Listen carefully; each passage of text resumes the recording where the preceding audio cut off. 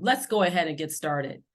So the whole purpose behind this 10 minutes for me is about motivation, education, and empowerment for not just the young adults and the youth and the teens, but also for those who care for them, for the parents, and for all of the people who are just in our lives that surround us.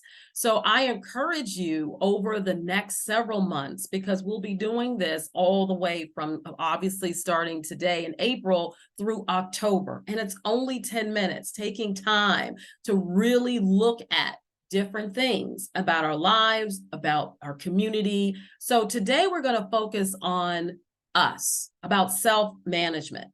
I'm Lisa Rowe. I'm the founder and executive director for L.E.E.P to College Foundation, and I have been teaching for over 20 years, working with youth, and that's my passion. And I really want to do as much as I can to empower young people to do the best and to be the best leaders that you can. So self-management, meaning under construction, we're always working on ourselves. We're always trying to find ways to improve ourselves. Self-management is the awareness and having a clear understanding of who we are, our personalities, our strengths and our weaknesses, our beliefs, our motivations, and our emotions. Self-awareness allows us to understand what other people think about us, or what other people are doing and how they perceive us, our attitude and the responses to that moment. So self-awareness is one of the most important things in our foundation of our lives. It asks the questions ourselves, asking ourselves, who am I? What makes me special, a unique human being, different from any other person? What do I want for my life? What do I feel like? Why do I feel this way? So it's all about I, it's all about you, and what made me react this way. So every day in life, we should be self-aware of what we're doing and why we do this. This is the foundation. So the answers to these questions build the foundation of self-awareness. That's what it is. Being self-aware means being able to understand why we think the way we think, why we have certain emotions, why do we believe in what we believe, what our character traits are, what motivates us. So this is what self-awareness is about. So I'm going to give you some quick tips on how we can better be or be more self-aware. One is reflection. We need to slow down. We're always in a busy world. We're always wanting to do this and that. And sometimes we just can't fit everything in our day. So you need to slow down. We have to pause, and we just sometimes have to simply be still, not doing anything, and maybe just left in a quiet space and just get the ground around you and thinking in just that moment. Keep a journal. Keep a journal. Take the time to write down your thoughts and helping you explore what's going on in your mind of what we think and how you feel. What inspires you? What makes you afraid? We're always afraid of something, but we always can find something that encourages us. Write things down, and it gives you a sense of clarity. It helps you to figure out, why are things so confusing to me? Why is this happening? But taking a moment to write those things down can certainly help you get that clarity. So you already have two strategies: self-reflection, slow down. The other thing is keeping a journal.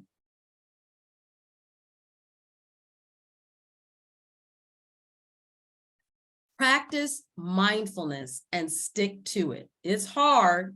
It is hard. It is hard to stick to mindfulness, but we have to work on it. We have to be very intentional.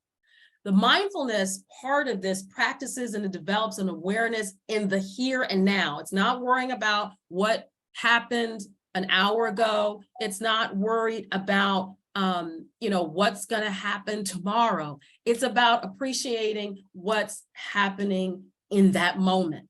So we have to practice that. We're not judging ourselves. We're not judging anybody else. It's an inner thought and peace within yourself. And that also goes with that journaling and also going back to that self-reflection of slowing down.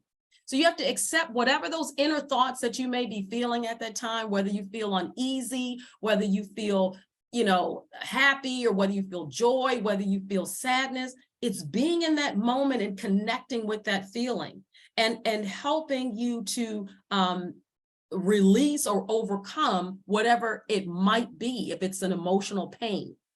So practicing that. And it's also a stress reducer.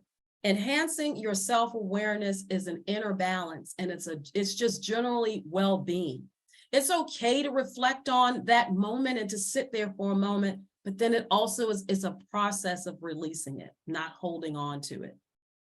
Surround yourself by the right people. Emotional awareness is connected to that self-awareness, what we just talked about, what you're feeling. And understanding why we feel a certain way will help us to understand how to handle that feeling. We don't always have to go off on people. Or maybe, it's a matter of just sitting there and just laughing and just releasing whatever that stress is.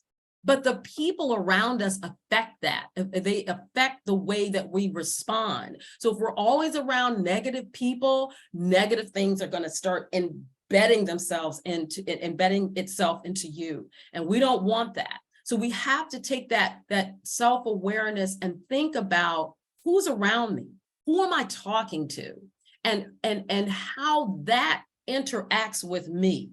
So it's that self-perception and that self-connection as well to other people. That also helps us to handle our emotions. It helps us to develop empathy for other people. It can also repair our damaged emotions, because sometimes things go wrong and sometimes people do wrong things towards us, but we don't have to hold on to that. And we have the choices, again, of the people that are in our life, in our inner circle. So we have to also remember, for those caregivers, those parents that are out there, the way we deal with our emotions also affects our young people. So we should always be thinking of ourselves as the priority of how I see other people and how they perceive me. Now, the other part of this, again, comes back to the self-evaluation. So the self-image, a lot of us, particularly, well, even with adults, but younger people as well, because they're growing into themselves, they kind of have a self-image of themselves. And that can cause some undue stress of, what do people think about me? How do they see me? How do they respond to me? And sometimes you will receive, and this is for all of us, that constructive feedback. And it has to be constructive. It's not about, oh, you need to do this. It's about taking what we know are our strengths, but we also have to realize there are limitations on what we can do.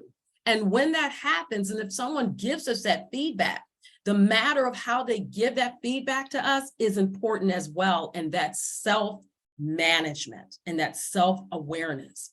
So don't be afraid if someone's giving you feedback. Don't be afraid to receive that feedback, because that's part of that self-awareness. That's part of that self-evaluation. And we, as adults, with younger people, with our youth and with our teens and our young adults, we need to foster an environment where people can be honest, but loving and compassionate and have that empathy when we give that feedback. And so that is a crucial part of that self-awareness. Mind-body connection. Besides yoga, there are other numerous practices that we can do. The breathing, the mindfulness, all of these things, and music, those kinds of positive music and vibes that you get from relaxation and meditation music, even the type of movement that we're doing and dance, all of that energy that can be released. Going outside, nature walks, embracing the sun, or embracing looking at a flower. Those are the mind and body connections that are so important as it relates to our self-awareness and our self-management. There's a quote that I want to leave with you today.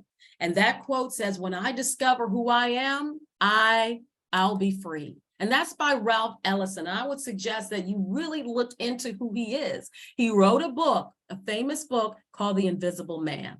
So I hope that you enjoyed this 10 minutes for me. I hope it's been motivational. Please put something in the chat and just say something positive, something that you can leave today, that you learned the importance of this self-awareness and being able to just be in the moment, writing a journal, and just slowing down All right. Well, thank you so much for joining this morning. And I hope that you have a wonderful, wonderful day. And be intentional. Enjoy your Saturday.